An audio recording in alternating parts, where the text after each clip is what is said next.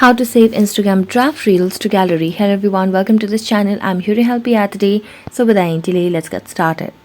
Now first of all, on the Instagram application on your device and make sure you are logged into your account. Tap on the plus icon at the bottom of the screen and simply select on the reel section.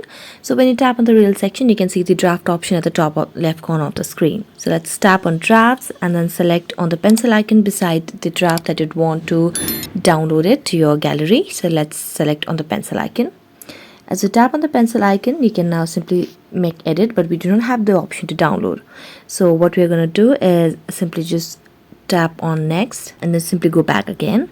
And as we do that, you can now simply just go back, and here we have the option to download at the right side of the screen at the bottom. So tap on it, and here you can simply tap on save to camera roll. As you do that, you'll be able to simply download or save Instagram draft reels to gallery. That's it. Thank you so much for watching this video. See you next time.